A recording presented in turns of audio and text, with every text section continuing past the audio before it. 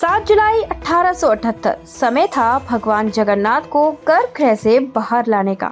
भगवान जगन्नाथ को रथ पर बिठाकर नगर भ्रमण कराने का। ये समय था जब पहली बार भगवान जगन्नाथ रथ पर सवार हुए थे और जगन्नाथ मंदिर से गुड़ीचा मंदिर तक इस रथ यात्रा को निकाला गया था।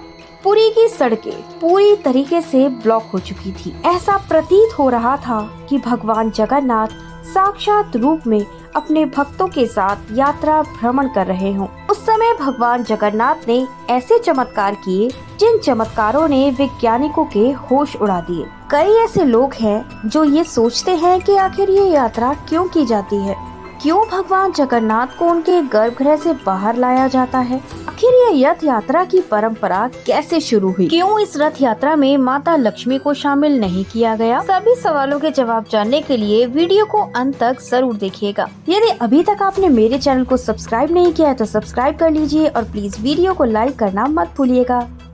जय जगन्नाथ। इंडिया के उड़ीसा राज्य के पुरी में चमत्कार की एक ऐसी कहानी है जिसने विज्ञान पर भी सवाल खड़े कर दिए। दुनिया के सभी मंदिरों में भगवान की मूर्ति को प्राण प्रतिष्ठा कर स्थापित कर दिया जाता है और भक्त भगवान से मिलने उनके मंदिर जाते हैं। लेकिन क्या आप जानते हैं एक ऐसे मंदिर के बारे में जहां भक्त से मिलने खुद भगवान बाहर आते हैं? आज हम बात कर रहे हैं दुनिया के एक ऐसे मंदिर के बारे में जहां भगवान गर्भगृह से निकलकर रथ पर बैठकर खुद अपने भक्तों से मिलने जाते हैं और उन्हें दर्शन भी देते हैं।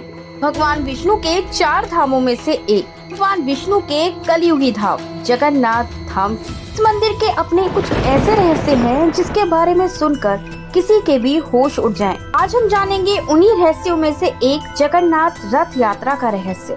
पहली रथ यात्रा के लिए 7 जुलाई 1878 में यात्रा संचालन के लिए लाइसेंस मिला था। खास बात यह है कि इस बार भी जगन्नाथ रथ यात्रा 7 जुलाई को ही है। ये प्रथा आज तक चली आ रही है।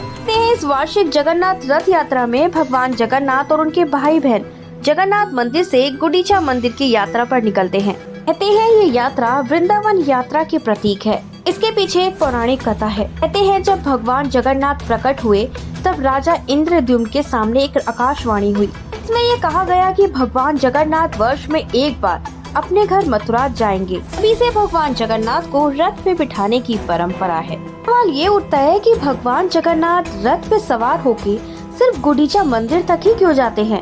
गुड़ीचा रानी राजा इंद्रद्युम्न की पत्नी थी। वे भगवान जगन्नाथ की बहुत बड़ी भक्त थी।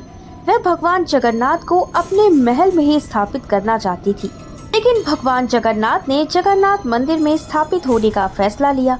ये देखकर रानी गुड़ीचा दुखी हो गयी। अपने भक्त को दुखी देखकर भगवान जगन्नाथ ने रानी गुड़ीचा से कहा, आप तो मुझसे ऐसा प्रेम करती हैं जैसे एक माँ अपने बच्चे से करती है, इसीलिए आज से आप मेरी मौसी हैं। इससे मैं आपसे वादा करता हूँ कि मैं आपसे मिलने गुड़ीचा मंदिर हर वर्ष आऊँगा। आपके इस गुड़ीचा मंदिर को मेरे वृंदावन के नाम से जाना जाएगा। अभी से भगवान जगन्नाथ रथ पे सवार होके गुड़ीचा मंदिर यानी अपने वृंदावन जाते हैं। ये भी कहा जाता है जगन्नाथ मंदिर में भगवान जगन्नाथ के दर्शन करने से जो पुण्य प्राप्त होता है उससे भी 1000 गुना पुण्य भगवान जगन्नाथ का गुड़ीचा मंदिर में दर्शन करने से मिलता है। गुड़ीचा मंदिर में भगवान जगन्नाथ 7 दिन के लिए विराजमान होते हैं। यहाँ भगवान की बहुत खातिरदारी की जाती है। इसके पीछे एक कथा ये भी है कि एक बार भगवान जगन्नाथ की बहन सुभद्रा ने भगवान जगन्नाथ से नगर भ्रमण करने का आग्रह किया था। इसे भगवान जगन्नाथ की रथ यात्रा की परंपरा ऐसे ही चली आ रही है।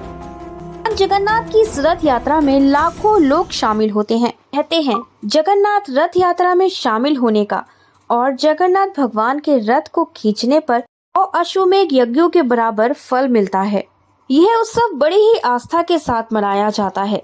ये तो हम सब जानते हैं जगन्नाथ मंदिर में गैर हिंदुओं को प्रवेश करने की अनुमति नहीं है। लेकिन जगन्नाथ भगवान की ये रथ यात्रा एक ऐसा माध्यम है जहां हर कोई भगवान जगन्नाथ के दर्शन कर सकता है। ये भी कहा जाता है जगन्नाथ रथ यात्रा के दौरान भक्तों को सीधा प्रतिमाओं तक पहुंचने का सुनहरा अवसर प्राप्त होता है। ये भगवान जगन्नाथ रथ यात्रा का महोत्सव 10 दिन तक चलता है।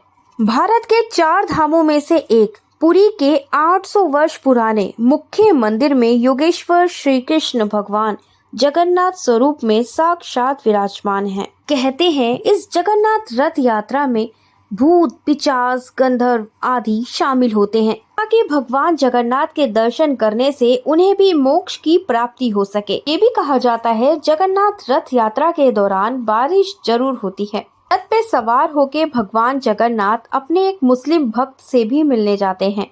का नाम है सालबैग। जगन्नाथ भगवान की इस रथ यात्रा में माता लक्ष्मी क्यों नहीं गई? क्या भगवान जगन्नाथ और उनके मुस्लिम भक्त सालबैग की स्टोरी सुनना चाहते हैं तो डिस्क्रिप्शन में दिए गए लिंक से सुन सकते हैं। बात करते हैं पुरी के इतने बड़े उत्सव में क्यों भगवान जगन्नाथ माता लक्ष्मी को लेकर नहीं जाते? भगवान जगन्नाथ माता लक्ष्मी के बिना ही अपने भाई बहन के साथ यात्रा पर निकल जाते हैं। भगवान जगन्नाथ को ऐसा करता देख माता लक्ष्मी क्रोधित हो जाती हैं। उनका गुस्सा शांत होता है। वे देखती हैं भगवान जगन्नाथ तो अभी तक अपने धाम नहीं लौटे।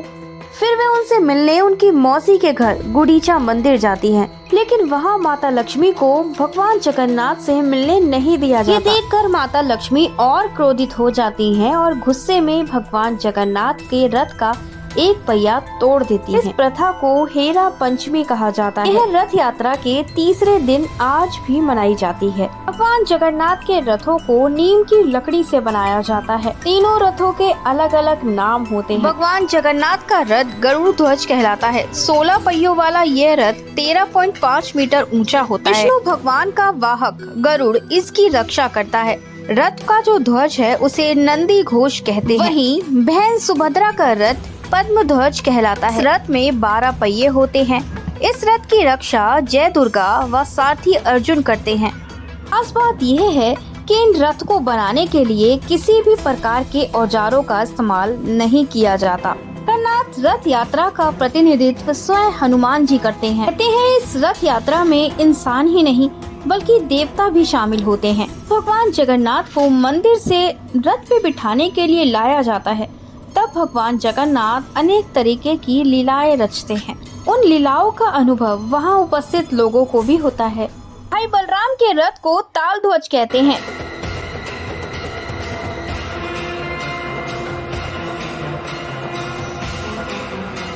जगन्नाथ रथ यात्रा आरंभ करने से पहले पुरी के राजा द्वारा सोने के झाड़ू से झाड़ू लगाई जाती है। इसके बाद शुरू होती है जगन्नाथ रथ यात्रा।